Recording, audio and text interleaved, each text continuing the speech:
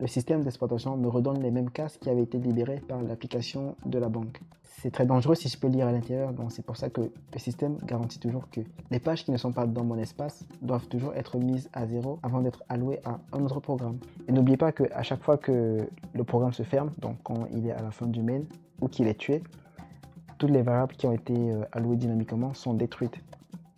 Donc, il y a des cas où c'est fait exprès de ne pas libérer la mémoire, quand vous savez que de toutes les façons, vous avez besoin de cette mémoire durant toute la vie du programme. Donc là, on peut tolérer de ne pas avoir un free. Donc moi, je n'appelle pas ça une fuite de mémoire. La fuite de mémoire, c'est vraiment quand vous avez alloué de la mémoire et que vous n'avez plus aucun moyen de faire un free dessus. Donc vous avez perdu complètement le pointeur pour une raison X ou Y. Allez, compilation. Paf, je me retrouve avec des valeurs vraiment aberrantes. Alors que je m'attendais à avoir 12, je lui ai dit de faire un même set, donc de mettre 12 dans chaque case mémoire. Et pourquoi on a ce problème? Parce que Memset travaille sur des octets, donc il travaille octet par octet. Alors qu'un entier est sur 4 octets. Je suis en x64, donc c'est sur 4 octets. Or Memset travaille sur un octet. Alors si, faisons un man3, ouvrez la page de manuel, qu'est-ce qu'on nous dit? Cette fonction, alors the first n bytes, donc il nous dit bien I'm working on bytes and why do you call me on 4 bytes? Et ben voilà, je vais expliquer ça un peu avec un petit graphique. Donc ça veut dire que quand i va valoir 3, je serai déjà en dehors de mon tableau, parce que mon tableau va de 0 à 7. Alors qu'on est à 3, on fait plus 5, on est déjà à 8. Donc si je compile tout ça, et là pour l'instant il ne va rien dire.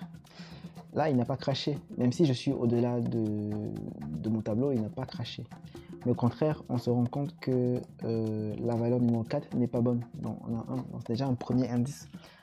Donc là, c'est quand même dangereux parce qu'il nous fait croire que le programme marche. Là, si je m'éloigne suffisamment et que je recommence, et là, j'ai tout de suite le segmentation fault. Mais comment, du coup, savoir où ça se produit avec GDB? Donc, on peut faire GDB allocation.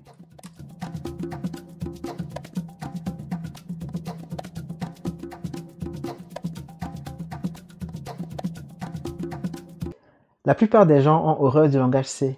Et la raison qu'ils évoquent souvent, c'est qu'ils ne savent pas gérer la mémoire RAM. Ça demande trop de travail de pouvoir allouer la mémoire, être sûr qu'on a bien accédé au bon pointeur, et ainsi de suite. Et bien dans cette vidéo, on va voir que c'est très simple de pouvoir travailler avec la mémoire RAM. Et que c'est même un atout, c'est un outil très puissant. Et c'est elle qui permet de traiter toutes les informations dans toutes les applications que vous lancez. Si je fais une analogie avec le cerveau humain, avec la mémoire à court terme par exemple, permet de traiter les informations à court terme. Quand vous recevez, je ne sais pas, un mot de passe ou un code d'authentification, eh bien ce code vous le retenez pendant une fraction de seconde, voire quelques minutes, et après vous l'oubliez parce que ce n'est pas une information vitale. C'est à peu près pareil avec votre ordinateur. Les informations que vous mettez sont accessibles tant que l'ordinateur est allumé. Si vous débranchez le câble qui mène à la RAM, ou bien vous débranchez l'ordinateur et que vous n'êtes pas sur batterie, toutes les informations qui étaient dans la RAM sont perdues. Aujourd'hui, on va essayer de voir comment manipuler la RAM. Dans cette vidéo, je vais montrer comment est-ce que ces variables sont stockées. On va voir notamment les fonctions telles que malloc, memset, free, calloc et ainsi de suite. Et on va voir comment les données sont alignées dans la RAM. On va voir en binaire comment est-ce que ces données sont représentées. Programmer en C est facile quand on sait ce qui se passe dans la RAM. Donc ça évitera des frustrations telles que les segmentation fault. Beaucoup de personnes pensent que la programmation en langage C n'est plus à la mode, alors qu'en réalité, c'est le contraire. Dans les domaines tels que la médecine, l'aéronautique, la biométrie pour l'identification des personnes, la cryptographie pour les terminaux de paiement sécurisés, par exemple lorsque vous utilisez votre carte bleue, ou encore les transports. Et la liste est bien longue. On ne peut pas se passer de ce langage exceptionnel. Il est présent dans tous les domaines de notre vie. Il est très performant avec une rapidité d'exécution et une précision des calculs. L'acronyme RAM signifie Random Access Memory, la mémoire à accès aléatoire. Comme je disais en introduction, toutes les applications que vous lancez sur votre ordinateur utilisent forcément la RAM, parce que le développeur qui les a écrits a forcément déclaré des variables pour vous permettre de pouvoir utiliser ce programme. Par exemple, supposons que vous avez ouvert YouTube. Le développeur a peut-être écrit une partie du code qui fait YouTube égale getCurrentFrame. Ça va juste permettre de, je ne sais pas, avoir l'image courante. ou alors le développeur Spotify qui a écrit une ligne de code qui va faire un replay loop, ou alors le développeur Google Chrome. Si vous avez Chrome qui est lancé dans votre ordinateur, il a fait des mallocs, surtout que Google Chrome est beaucoup gourmand en ressources, ou alors que vous avez une application d'étude de la Bible qui n'est pas très gourmande en ressources, et le développeur a déclaré une variable chapter_num pour pouvoir suivre le numéro du chapitre que vous êtes en train de lire en ce moment. Et bien sûr, il y a d'autres applications, Facebook, vous êtes en train de jouer à FIFA, je ne sais pas. Et bien, toutes ces variables sont chargées dans la RAM. C'est pour ça que quand vous achetez un ordinateur, et bien la RAM c'est important en fonction de votre besoin. Entre quelqu'un qui va juste lire ses mails ou quelqu'un qui va ouvrir plein de programmes en parallèle, à un moment donné, vous pouvez être à court de RAM. C'est pour ça qu'il faut vérifier la taille de la mémoire RAM avant d'acheter un ordinateur. Maintenant, on va voir concrètement ce qui se passe dans la RAM quand on déclare une variable. Si je déclare par exemple un tableau, si je fais char name égale Pavel, on a une variable de type char étoile, donc c'est un tableau dans lequel j'ai mis Pavel. Quand le programme voit ça, qu'est-ce qu'il fait? Il va dans la RAM et il regarde s'il reste de la mémoire pour stocker quelque chose qui est de taille 6. Taille 6, pourquoi? Parce que en langage C, les chaînes de caractères se finissent toujours par l'anti/0. Donc il y a un sixième caractère qui n'est pas là mais qui va être mis à la fin parce que je suis en statique. Donc si j'étais en dynamique, ce serait à moi de pouvoir gérer l'espace qui va contenir cet anti/0. Si le programme trouve que dans la RAM, il y a de la place pour stocker 6 caractères, donc souvenez-vous que un caractère c'est sur 8 bits, est codé sur 8 bits, donc un octet. Donc il va falloir 6 octets pour pouvoir coder Pavel. Le sixième c'est l'anti/0 encore une fois pour dire que la chaîne de caractères se termine. S'il y a de la place dans la mémoire, il va aller stocker Pavel à l'intérieur et moi je pourrais avoir accès à mon tableau en lecture et en écriture. Donc je peux très bien remplacer le P par le C pour faire Cavel. Je peux très bien remplacer le L par I, je ne sais quoi. Donc j'ai accès à ma variable en lecture et en écriture. Et quand la variable va sortir du scope, parce qu'on est en statique, les cases mémoire vont être détruites. Détruites entre guillemets parce qu'en réalité ce n'est pas détruit. Donc ce qu'il y avait là est toujours là, mais je n'ai plus accès. L'ordinateur le remet comme étant disponible, donc d'autres programmes peuvent allouer cette mémoire. Là c'est un peu plus simple parce qu'on est en allocation statique. Donc à chaque fois qu'on sort de l'accolade, on sort du scope qui a déclaré cette variable, et bien la variable sera détruite, donc on n'a rien à faire. Mais on verra plus loin que c'est un peu plus complexe avec les variables dynamiques. Si on regarde encore de plus près, donc voilà, il a mis Pavel à cet endroit. Donc il est allé dans la mémoire, il a vu que cet endroit-là était vide et il a mis Pavel. P-A-V-E-L, il anti/0. Et ensuite, je peux bien avoir l'adresse, la x7 et ainsi de suite. Et tout autour, on voit qu'il y a d'autres variables. Alors parfois c'est du vide, donc parfois c'est libre. Parfois il y a d'autres variables, ce qui est en rouge là. C'est-à-dire qu'il y a d'autres programmes qui ont déjà utilisé ou qui sont en train d'utiliser ces zones mémoire. Donc moi, quand je me balade dans mon tableau, je n'ai droit à me balader que dans les 6 cases qu'il m'a affectées. Donc je me balade octet par octet. Si je me déplace et que par mégarde, je sors pour tomber dans une case qui ne m'appartient pas, dans la case 7 par exemple, là je risque de tomber dans ce qu'on appelle un segmentation fault. Donc le programme risque de crasher. Et pour le coup, c'est dangereux. Et ça pose même des problèmes de sécurité. En réalité, on ne peut pas parler de la mémoire RAM sans parler du processeur. Et vous allez comprendre pourquoi, parce que ces deux notions sont étroitement liées. Par exemple, quand vous lisez des bouquins en langage C ou en C++, on vous dit que la taille d'un entier, par exemple, dépend de l'architecture du processeur. Et bien, d'où vient cette notion d'architecture? Il existe 3 grands fabricants de processeurs dans le monde. Il y en a plusieurs, mais 3 c'est des marques du lot. Il y a Intel, AMD et ARM. C'est des fabricants de processeurs, mais ils fabriquent aussi l'architecture qui va avec. Et l'architecture du processeur a beaucoup d'incidence sur la façon dont vous allez gérer votre RAM. Par exemple, si vous déclarez deux variables, A égale 1, B égale 2 par exemple, et que vous faites la somme des deux variables, A et B sont chargés dans la RAM, comme on l'a vu déjà par le passé, mais c'est le processeur qui va faire la somme. Donc le processeur va aller piocher dans la RAM pour prendre les variables A et B et faire la somme. Donc la RAM ici sert de conteneur, c'est pour ça qu'on parle de mémoire. C'est juste un conteneur dans lequel le processeur va aller se servir pour prendre les variables dont il a besoin. Évidemment, ça c'est possible parce qu'il connaît l'adresse de la variable. En réalité, c'est un peu plus compliqué que ça parce que entre les deux, entre la RAM et le processeur, il y a encore d'autres choses qui se passent et il y a encore d'autres mémoires. Il y a par exemple les mémoires cache qui sont de très petite taille et qui sont plus proches du processeur de façon physique, ce qui garantit la rapidité. Mais ça fera peut-être l'objet d'une autre vidéo. Si je reviens sur nos fameux fabricants de processeurs, ils se sont mis d'accord sur des architectures de processeurs. L'acronyme c'est ISA, Instruction Set Architecture. L'un des premiers processeurs était le processeur x86, c'est-à-dire qu'il était basé sur le 8086, qui n'est rien d'autre qu'une architecture 16 bits. On a tout de suite vu la limitation de ce style de processeur, donc il fallait passer à autre chose. Donc on a eu ensuite l'architecture 86-32, qui veut juste dire que c'est des processeurs 32 bits. Donc avec ça, on pouvait adresser beaucoup plus de mémoire. Notamment si on fait le calcul, ça fait 2 à la puissance 32, ce qui fait à peu près 4 Go. Ce qui veut dire que si vous travaillez avec un processeur x32, vous êtes limité à 4 Go de mémoire RAM, parce que votre processeur ne pourra pas aller au-delà. Même si vous augmentez la mémoire RAM, il va utiliser juste les 4 premiers gigas. Ça, c'était une limitation, parce qu'aujourd'hui, on a besoin de plus de RAM. Aujourd'hui, il y a des RAM de 16 Go, de 32 Go, et ainsi de suite.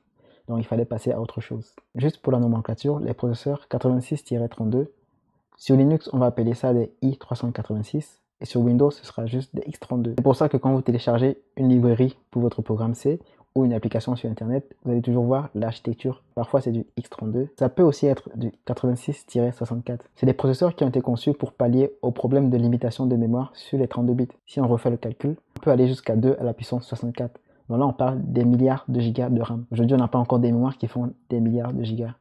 Donc pour l'instant, on est safe. Les processeurs 64 bits d'architecture CISC, Complex Instruction Set Computer. Contrairement à d'autres architectures qui existent, RISC, Reduced Instruction Set Computer. Et la plupart des processeurs qu'on vend aujourd'hui dans les laptops, dans les desktops, quand c'est du Intel 64, la plupart du temps c'est du CISC. C'est vraiment fait pour des applications qui sont gourmandes en instructions. Et pour la nomenclature, les 86-64 sont appelés AMD 64 parce qu'en réalité, Intel a repris l'architecture 64 de chez AMD. Et sur Windows, c'est appelé x64. Maintenant que nous avons vu la théorie sur la RAM et le processeur, essayons d'explorer les différentes fonctions que le C offre pour pouvoir interagir avec notre RAM. La première fonction à laquelle je pense, c'est SizeOf. SizeOf, c'est une fonction qui permet de savoir quelle est la taille d'une variable ou alors la taille d'un type. Par exemple, lorsque vous travaillez sur une architecture 32 bits, la taille d'une variable de type long sera sur 4 octets, alors que sur 64 bits, ce sera sur 8 octets. SizeOf permet d'avoir la taille au moment de l'exécution. Donc SizeOf peut fonctionner indépendamment de l'architecture cible. Quand le programme va s'exécuter sur un 32 bits, il va retourner 4, alors que quand le programme va s'exécuter sur un 64 bits, il va retourner 8. Si je reprends l'exemple du tableau qu'on a vu au début, on a char s qui égale Pavel. Et là j'écris the size is ld SizeOf s, s qui est ma variable. Et en fait la fonction SizeOf est contenue dans la librairie standard stdio.h. C'est la seule librairie qu'il faut inclure pour pouvoir utiliser SizeOf. SizeOf retourne toujours la taille en octets. Et si on teste tout ça, on va appeler ce programme getSize et on compile getSize. Il dit bien the size is 6. Donc voilà, 6 parce qu'il y a en fait le caractère de function qui va arriver là. Et juste, il faut savoir que SizeOf va nous retourner une variable de type onSignLong. Donc c'est pour ça qu'on fait pourcentage LD. La prochaine fonction que nous allons voir, c'est une fonction qui est très utilisée en langage C pour manipuler de la mémoire. Donc elle permet de réserver des blocs de mémoire dans la RAM. Et je pense que vous l'avez deviné, c'est la fonction malloc, Memory Allocation. Donc cette fonction permet de réserver une taille de mémoire à l'avance. C'est-à-dire quoi? Tout à l'heure avec notre exemple de Pavel, on savait qu'on allait mettre Pavel dans la variable. Et en réalité, ça aurait même pu être une constante parce qu'on savait déjà à l'avance. Mais au contraire, il se passe quoi si on veut stocker des caractères et qu'on ne connaît pas encore la taille de notre tableau? Si on a des tailles qui peuvent varier de 5 à 10 000, à 1000, à 5000 et ainsi de suite. Là, on est coincé parce que si on réserve une taille trop grosse, on peut se retrouver à utiliser juste une petite portion. Et là, on aura perdu de la mémoire RAM pour rien parce qu'on avait réservé trop gros. Donc, dans ce cas de figure, ce qu'il faut faire, c'est une allocation dynamique. C'est-à-dire, vous réservez exactement la taille dont vous avez besoin. Supposons qu'on veut réserver un tableau de 10 entiers. On va faire malloc de 10 multiplié par la taille d'un entier. Donc là, il va aller dans la RAM. Il va regarder s'il y a de la mémoire pour contenir 10 fois la taille d'un entier. Et si c'est possible, il va nous retourner l'adresse de la première case. Donc souvenez-vous que c'est 10 cases consécutives. Donc il retourne l'adresse de la première case. Et le programmeur pourra donc se balader dans la mémoire comme il veut. Attention, il se balade dans les 10 cases qu'il a allouées. S'il sort pour aller dans la 11e case, on a un segmentation fault et le programme va sûrement crasher. Et un truc très important, c'est que quand vous faites un malloc, il faut faire le free qui va avec. Parce qu'en fait, malloc va réserver de la mémoire. Mais quand vous avez fini d'utiliser cette mémoire, il faut la libérer. Parce que sinon, vous vous occupez de la mémoire inutilement. Et vous pouvez créer des memory leaks. C'est-à-dire votre mémoire va gonfler parce que vous faites des allocs sans faire des free. Parce que la mémoire ne vous appartient pas. Et encore une fois, c'est partagé avec d'autres programmes. Donc quand vous faites des malloc et que vous n'avez plus besoin de cette variable, il faut détruire avec un free pour dire au système que tiens, je n'ai plus besoin de cette mémoire et tu peux allouer les blocs que tu avais alloués, tu peux désormais les considérer comme libres et tu peux les donner à un autre programme qui aura besoin de la mémoire. Et une bonne pratique, c'est toujours d'affecter nul à la variable à chaque fois que vous avez fini avec le free. Donc ça permet d'éviter un double free par la suite. Un double free, c'est juste quand vous appelez free sur une variable alors que vous aviez déjà appelé free par le passé. Un double free, c'est quand vous appelez free deux fois sur la même variable. Et ça ne marche pas parce que vous aurez un segmentation fault. Une erreur que les programmeurs font généralement, c'est de perdre l'adresse de la mémoire qu'ils avaient allouée. Donc si malloc vous retourne l'adresse de la première case et que vous perdez cette adresse, vous avez créé ce qu'on appelle un memory leak. Et tant que vous n'avez pas fait le free dessus, cette case ne sera pas libérée. Or, vous n'avez plus l'adresse de la case pour faire le free sur les cases que vous aviez allouées. C'est pour ça qu'on parle de memory leak. Une autre erreur à éviter, c'est de faire des allocations dans une boucle. En fait, il faut savoir que allouer de la mémoire, ça coûte énormément en temps, surtout quand vous êtes sur les systèmes embarqués. Si vous faites une boucle qui fait 50 fois des malloc, n'oubliez pas que lorsque vous aurez fini d'utiliser ces variables, il faut faire une boucle 50 fois qui va faire des free. Non seulement c'est coûteux en temps, ça peut être une source de memory leak et surtout ça fait du fractionnement de la mémoire. Plutôt que d'allouer 50 fois la taille 8, je préfère allouer en une seule fois un buffer qui fait 8 fois 50 plutôt que de faire une boucle qui va tourner 50 fois et qui va allouer des buffers de 8. Bon, ça c'est juste un exemple. Une autre erreur qu'on fait généralement, c'est d'appeler la fonction sizeOf sur un pointeur. Donc tout à l'heure j'ai fait sizeOf sur Pavel. C'est vrai que c'était un pointeur, mais c'était une variable statique, dont le programme savait calculer la taille. Mais si je faisais name égale malloc de 5, et que après je faisais sizeOf sur le name, je récupérais juste la taille du pointeur, et non pas la taille du contenu de la variable. Il faut aussi faire attention de ne pas allouer de la mémoire qui est trop grande par rapport à la taille que vous avez. Supposons que vous êtes sur une architecture x32, et donc la taille de votre mémoire c'est à peu près 4 Go, donc c'est ce qu'on a dit tout à l'heure. Donc sur une architecture 32 bits, vous ne pouvez pas vous permettre de faire un malloc de 3,7 Go. Vous pouvez facilement friser l'ordinateur. L'ordinateur ne répond plus parce qu'il est à court de RAM. Considérons ce petit programme, on a un développeur YouTube qui veut compter le nombre de frames qui est en ce moment sur l'écran par exemple. Et comme il ne sait pas à l'avance, ça peut varier de 1 ou même de 0 à une taille... on ne sait pas, donc on va prendre un paramètre et c'est pour ça qu'on parle de l'allocation dynamique. Et en fait, n'oubliez pas qu'ici, il faut toujours tester qu'on a au moins deux arguments paramètres. Sinon, on tombe sur un segmentation fault à ce niveau. Bon, là, je ne l'ai pas fait parce que ce n'est pas le but de la vidéo et ça, c'est pour des soucis de lisibilité. Donc, si on compile tout ça, GCC, je vais appeler avec 10. Donc, je vais simuler, on va dire qu'on a 10 frames en ce moment. Et là, il affiche 0 partout. Donc là, c'est intéressant parce qu'on a des 0 partout. On a eu la chance d'avoir des 0 partout. Et je dis la chance parce que on n'aura pas toujours des zéros. C'est pas garanti qu'on aura des zéros à chaque fois qu'on fait des malloc. Parce que malloc va juste réserver la case mémoire. Et quand tu le lis, tu peux tomber sur du n'importe quoi. Ça peut être du zéro, comme ça peut être des valeurs qui étaient déjà dans la RAM par le passé. Et ce qui est intéressant, c'est que quand vous avez systématiquement des zéros, surtout sur des grosses plages de mémoire, ça veut dire que le programme, ça veut dire que le système d'exploitation vous a alloué des pages mémoire complètement nouvelles. C'est-à-dire que soit aucun programme ne les avait utilisées par le passé, soit un programme l'avait utilisé et l'a libéré. Mais avant que le système ne vous redonne ces mémoires, il va les remplir avec des zéros. Pourquoi? C'est pour garantir la confidentialité. Parce qu'un processus ou une application n'a pas le droit de lire chez l'application du voisin. Supposons que vous avez en même temps le système, l'application de votre banque qui tourne sur desktop et que le développeur a fait un malloc et il a fait un free par le passé. Donc cette case mémoire redevient libre. Et moi, quand je demande malloc, le système d'exploitation me redonne les mêmes cases qui avaient été libérées par l'application de la banque. C'est très dangereux si je peux lire à l'intérieur, donc c'est pour ça que le système garantit toujours que les pages qui ne sont pas dans mon espace doivent toujours être mises à 0 avant d'être allouées à un autre programme. Mais supposons que j'avais d'autres valeurs, parce qu'on est d'accord que je n'ai pas fait d'initialisation. Donc là, je lis vraiment ce qui est fraîchement dans la mémoire. Supposons qu'on avait 1, 2, 5, je ne sais pas, du n'importe quoi. Ça voudrait dire que le programme m'a redonné des cases mémoire qui m'appartenaient déjà par le passé. C'est-à-dire que j'avais déjà fait des malloc et des free. J'avais fait des malloc, j'avais écrit dans la mémoire et après j'ai fait des free. Mais tout de suite, il ne l'a pas libéré. Tout de suite, il n'a pas mis cette zone mémoire en tant que disponible pour d'autres applications. Donc quand j'ai refait un autre malloc, il m'a redonné des cases mémoire que j'avais déjà utilisées par le passé. On est d'accord que, entre guillemets, c'est encore dans mon espace d'application, si on peut dire ça comme ça. Donc j'ai encore le droit de pouvoir lire parce que c'est moi qui avais écrit à l'intérieur. Mais s'il fallait donner ça à un autre programme, le système d'exploitation aurait forcé des zéros à l'intérieur avant de pouvoir donner à une autre application. Donc ça garantit vraiment l'exclusion entre les applications. Donc ça garantit la confidentialité. Donc une application A n'a pas le droit de lire dans la zone mémoire d'une application B. Et ce, même lorsque l'application B a libéré sa mémoire. Donc moi, je trouve que c'est un concept qui est très très intéressant. Bon, j'espère que c'est un peu compréhensible. Après ce petit voyage dans les espaces mémoire et les mallocs, je vous propose de découvrir une autre fonction qui permet de manipuler la mémoire et qui est intéressante, qui va à peu près avec les mallocs. Et cette fonction s'appelle memset.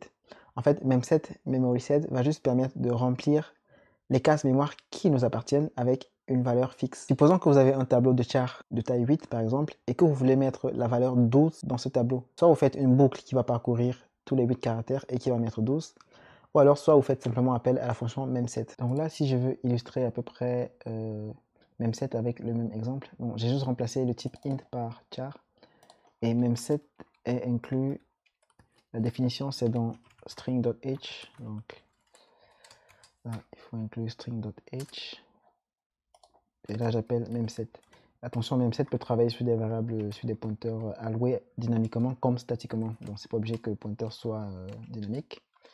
Je vais remplir par des 12, allez, et ensuite il veut la taille, donc je vais faire ça. Et là, GCC, je compile, allocation. Voilà, il a rempli par des 12. Donc voilà, c'est simple. Là, on a fait un memset sur 12. Donc on a fait malloc et ensuite memset. Maintenant, il y a une autre fonction qui n'est pas des moindres, c'est la fonction calloc. La fonction calloc, c'est en fait, c'est un malloc plus memset 0. Donc quand vous appelez calloc, c'est en fait comme si vous vouliez appeler malloc et ensuite vous faites un memset de 0. Donc calloc va allouer la mémoire et va mettre des 0 à l'intérieur. Tout à l'heure, on a vu un peu la notion de memory leak ou encore de fuite mémoire. En fait, qu'est-ce que c'est? C'est juste lorsque vous avez alloué de la mémoire dynamiquement et que plus tard, par exemple, que vous avez alloué une autre mémoire, toujours avec le même pointeur, on fait un free sur l'ancien pointeur. Donc, typiquement, vous n'avez plus accès à la première zone mémoire que vous aviez allouée. Donc, vous ne pouvez plus faire un free dessus. Bon, là, on parle de fuite mémoire parce qu'il n'y a plus aucun moyen de pouvoir libérer la mémoire que vous aviez allouée. Bon, ça, c'est un des moyens de créer facilement une fuite de mémoire. Généralement, les gens pensent qu'une fuite de mémoire, c'est quand on a alloué la mémoire et qu'on n'a pas libéré avant la fin du programme. C'est un peu vrai en partie parce que généralement, il y a peut-être des design patterns qui veulent que la mémoire soit allouée pendant le main, par exemple, je sais pas, une allocation globale qui se passe quelque part là, soit dans le main, soit avant le main, où vous réservez une quantité suffisante de mémoire et vous êtes sûr que vous allez avoir besoin de cet espace mémoire pendant tout le programme, donc jusqu'à ce que le programme se ferme. Et n'oubliez pas qu'à chaque fois que le programme se ferme, donc quand il est à la fin du main ou qu'il est tué, toutes les variables qui ont été allouées dynamiquement sont détruites. Donc, il y a des cas où c'est fait exprès de ne pas libérer la mémoire, quand vous savez que de toutes les façons, vous avez besoin de cette mémoire durant toute la vie du programme. Donc là, on peut tolérer de ne pas avoir un free. Donc moi, je n'appelle pas ça une fuite de mémoire. La fuite de mémoire, c'est vraiment quand vous avez alloué de la mémoire et que vous n'avez plus aucun moyen de faire un free dessus. Donc vous avez perdu complètement le pointeur pour une raison X ou Y. S'il y a un conseil que je peux donner à une personne qui débute en langage C, c'est vraiment de lire la documentation des fonctions mémoire avant de les utiliser.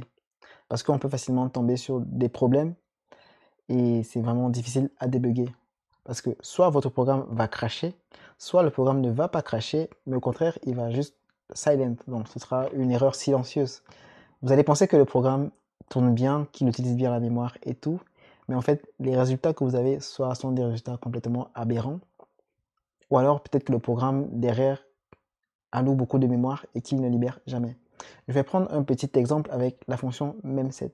Donc là, par exemple, je vais montrer une erreur typique, par exemple, avec la fonction memset. Mais là, si je prends un exemple avec des variables de type entier, tout à l'heure, ça a bien marché avec 12, avec des chars. Mais là, si je refais pareil avec des entiers, allez, compilation, paf, je me retrouve avec des valeurs vraiment aberrantes. Alors que je m'attendais à avoir 12, je lui ai dit de faire un memset, donc de mettre 12 dans chaque case mémoire. Et pourquoi on a ce problème? Parce que memset travaille sur des octets, donc il travaille octet par octet. Alors qu'un entier est sur 4 octets. Je suis en x64, donc c'est sur 4 octets. Or, memset travaille sur un octet. Alors si faisons un endroit pour ouvrir la page de manuel, qu'est-ce qu'on nous dit? Cette fonction, alors the first n bytes, donc il nous dit bien I'm working on bytes and why do you call me on 4 bytes? Et ben voilà, je vais expliquer ça un peu avec un petit graphique pour comprendre pourquoi Memset nous a donné de faux résultats. Il est essentiel de comprendre vraiment comment les données sont stockées dans la RAM. En introduction, on a dit que la RAM est divisée en plusieurs blocs de 1 byte ou 1 octet. Donc 1 octet c'est 1 byte, c'est juste en anglais. Et 1 octet ou 1 byte égale 8 bits.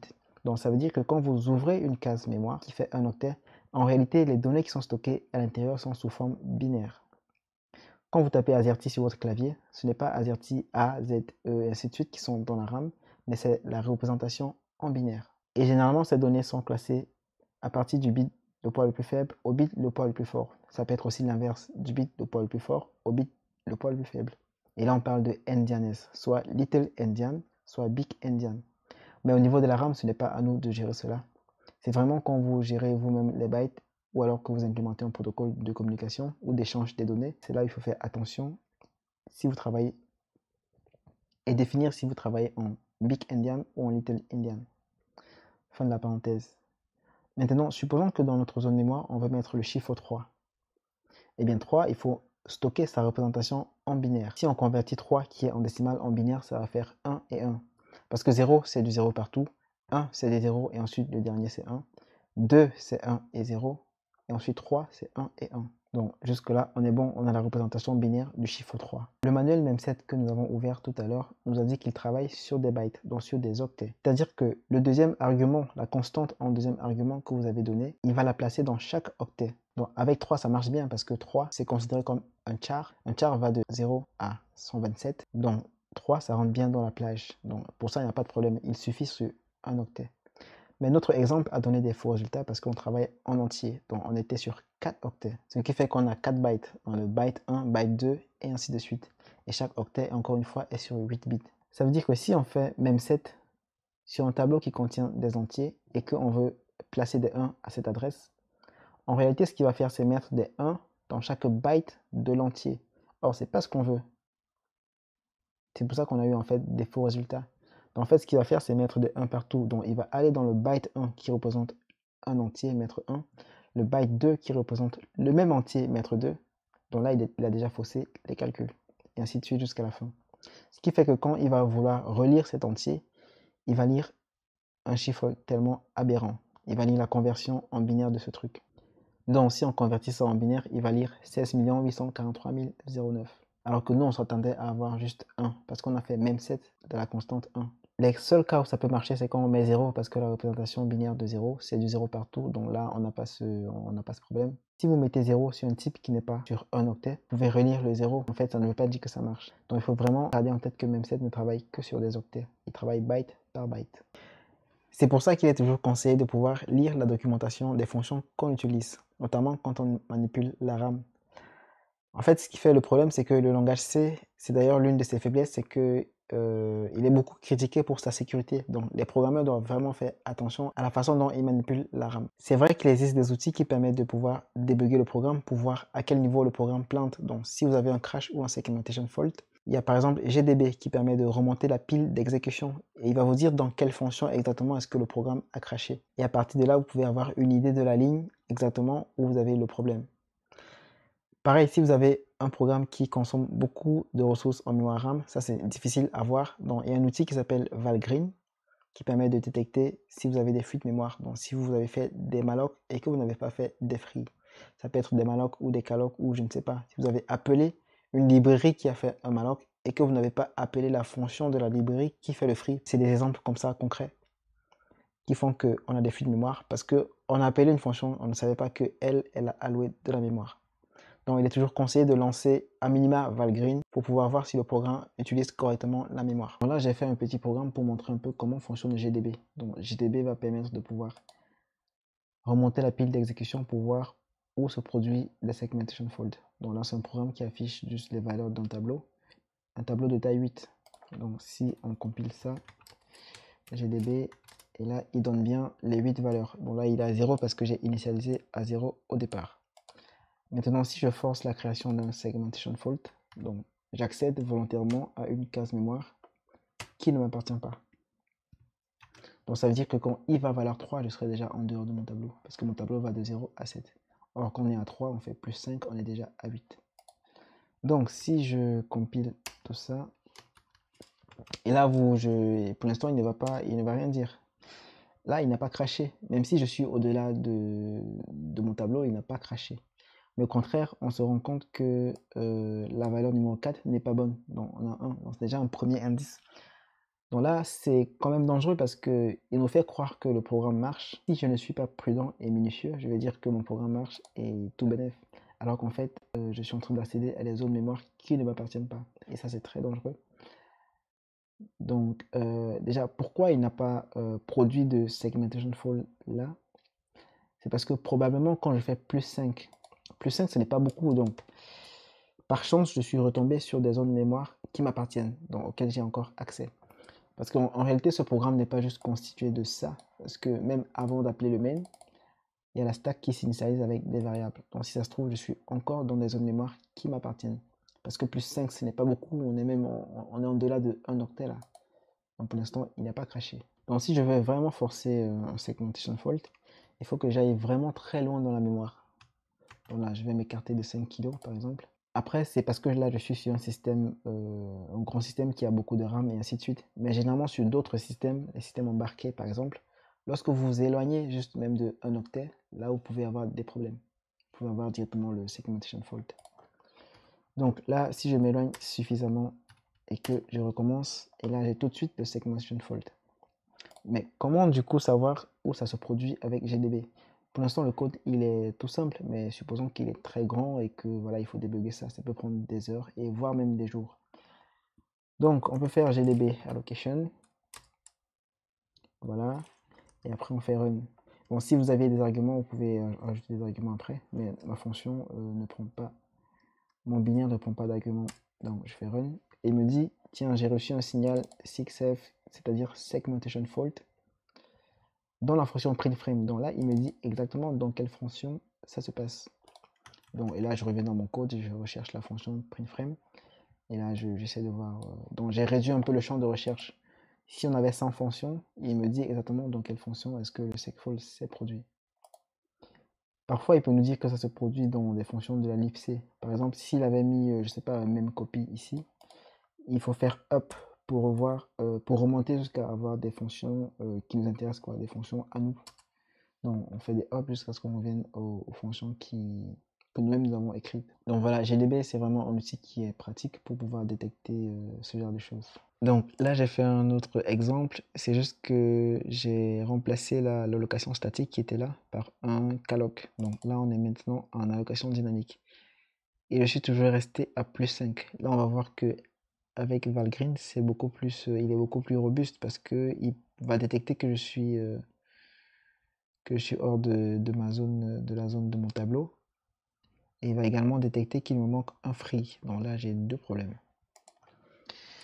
Donc si je compile ça, alors allocation, bon, on lance avec Valgrind, on lui dit de checker tout, de me montrer tous les types de leaks et de remonter à toutes les origines. Donc il va me dire qui avait créé, par exemple pour le free, il va dire c'était dans telle variable, c'était dans telle fonction que le free avait été créé, et ainsi de suite. Donc c'est vraiment puissant Valgrind.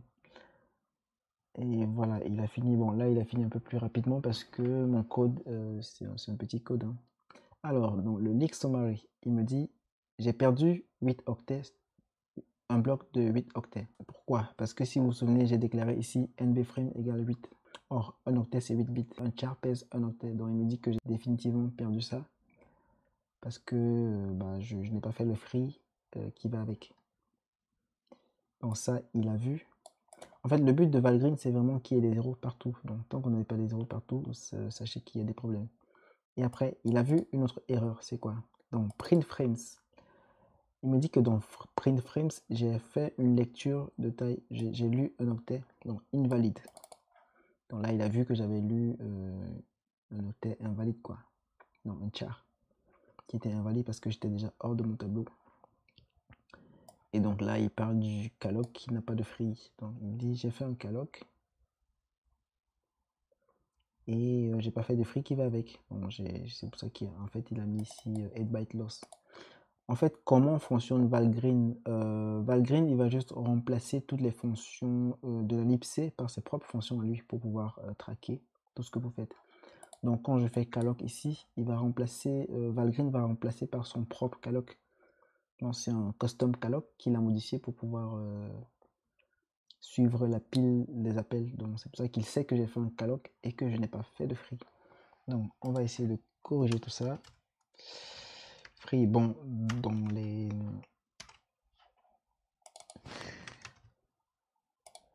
En fait, il faut jamais free une variable qui n'est pas nulle, donc c'est toujours bien de tester.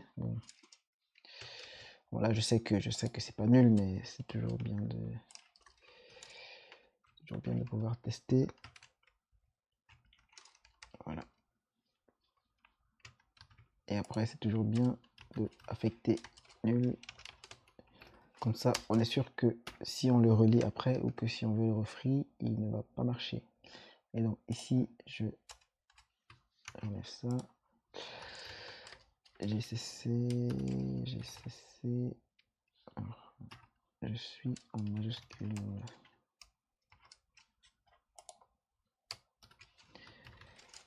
Alors, qu'est-ce qui m'arrive? CTRL R, GCC. Et là, si je rappelle Valgrind, après avoir corrigé tous les problèmes, et là, il me dit heap summary. Voilà, il me dit in use at exit 0 byte 0 block. Voilà, il me dit all heap blocks were freed, no leaks are possible. Donc ce programme n'est pas capable de, il n'y a pas de fuite de mémoire en fait. Et pareil dans le summary, il n'y a pas de fuite de mémoire. Total heap usage, j'ai fait 2 allocations et 2 free. Donc voilà, tout est bon. Et après, bon, il nous donne un peu ce qu'il fait, donc il fait des redirections parce qu'il a remplacé toutes les fonctions de la librairie standard, il a remplacé par les siennes. Donc c'est pour ça qu'il fait des redirections. Donc ça ne nous intéresse presque pas. Mais c'est toujours intéressant de le lire parce que parfois il y a des informations qui sont cachées au-dessus. Donc pour le coup, nous, on est good. Après avoir baigné dans la mémoire RAM, j'espère que cette vidéo vous a permis de pouvoir comprendre un peu comment est-ce que les applications utilisent la mémoire RAM. C'est vrai qu'on n'est pas rentré dans les détails, sinon la vidéo serait très très longue. Mais en réalité, il faut juste savoir que la libc donne beaucoup de fonctions pour pouvoir manipuler la RAM. Et quand on sait s'en servir, ça peut être une force, donc ça peut être un atout. Mais il faut vraiment savoir pourquoi on utilise telle fonction et pas telle autre. Donc il faut toujours se servir des outils qu'on nous donne pour pouvoir checker notre code, s'assurer que voilà, on a les bons types. Quelle est l'architecture sur laquelle notre programme va tourner? Quels sont les types de variables? Comment est-ce qu'on fait pour avoir la taille de la variable? Quelle est la capacité de la RAM? Donc par exemple, on a vu que sur un processeur de type X32, on ne peut pas dépasser 4 Go. Donc c'est en fait des notions comme ça qui sont très importantes pour un développeur. Donc je pense que c'est très essentiel de pouvoir le savoir. Cette vidéo pourrait encore aller très loin, on pourrait parler encore de beaucoup de choses. Donc par exemple dans la RAM, ce que je n'ai pas dit, c'est que en fait dans la RAM, il y a encore un header qui permet de savoir combien de blocs mémoire vous avez alloué, qui permet de savoir est-ce que cette zone est libre ou occupée. Mais ça, je n'ai pas représenté, c'était vraiment dans le souci de simplicité. Et évidemment, cette vidéo est destinée plutôt à des débutants. Je vais mettre dans la description de cette vidéo sur YouTube des liens qui vous permettront de pouvoir voilà, aller un peu vous documenter tout ce que j'ai utilisé pour faire cette vidéo. Et voilà, n'hésitez pas un peu à revenir sur les parties où j'ai codé pour pouvoir recoder vous-même, pouvoir modifier le code et voilà, ainsi de suite. J'espère que cette vidéo t'a appris beaucoup sur le cerveau humain, ou plutôt sur le cerveau d'un ordinateur. Est-ce qu'on peut dire que l'ordinateur a évolué, ou alors l'ordinateur a un créateur? Ça, je te laisse répondre. Et à bientôt pour une prochaine vidéo.